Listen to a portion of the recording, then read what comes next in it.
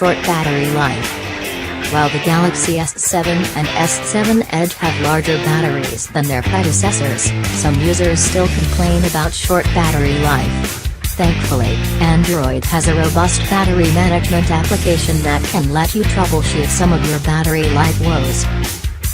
The first thing you should do is head over to Settings, Device Management, Battery. Here you can see a graph of your battery consumption as well as a list of apps and services that consume the most power. Your phone screen should draw the most power throughout the day, so if you see a specific app draining more battery than the screen, there could be a bug with the app. Try uninstalling the power-hungry app to see if your battery life improves. Advertisement.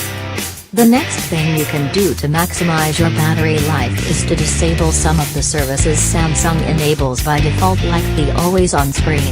Head over to Settings, Display, and disable Always On Display.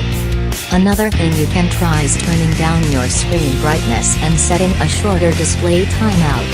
Head over to Settings, Display to turn down your default brightness and set your screen timeout for 1 minute or 30 seconds.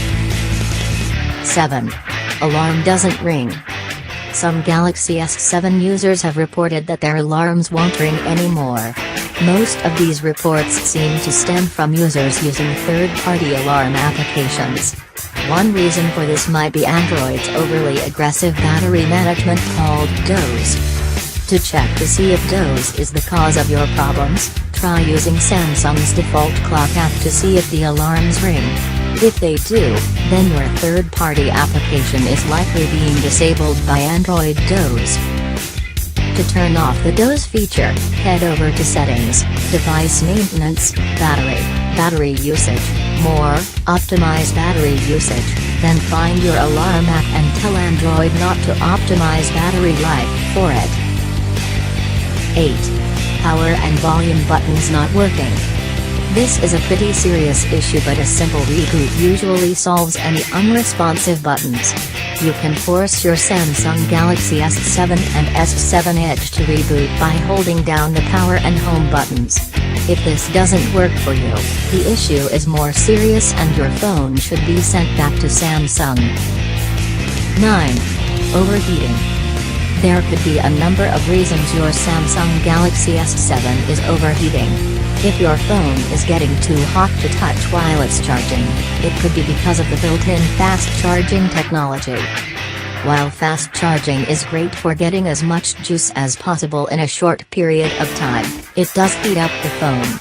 If you're not in a hurry for battery life, you can disable quick charging by going to Settings, Device Maintenance, Battery, Advanced Settings and turn off fast cable charging.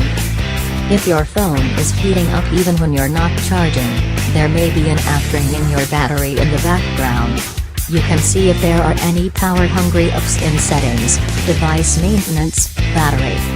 You can also optimize your apps for the best battery life by going to Settings, Device Maintenance, Battery Usage, More, Optimize Battery Usage.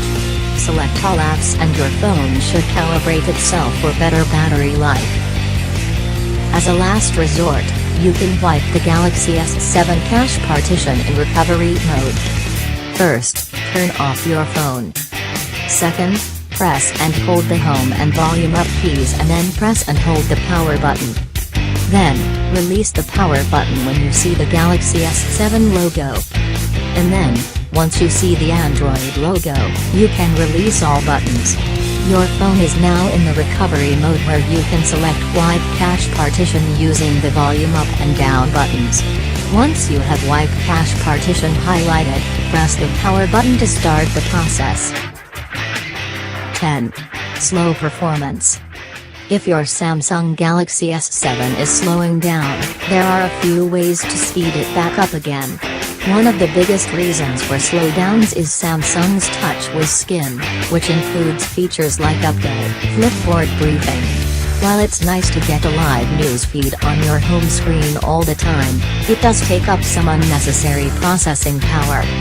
To disable Flipboard briefing, press and hold on any blank space on your home screen or simply use the pinch gesture. Navigate to the Flipboard briefing screen, which is typically located at the far left. Deselect it by unchecking the checkbox up top and Flipboard will disappear from your home screen. You can also try downloading a third-party launcher that gives you more performance options than the stock TouchWiz launcher. We like Nova Launcher for its endless customizations and performance tweaks.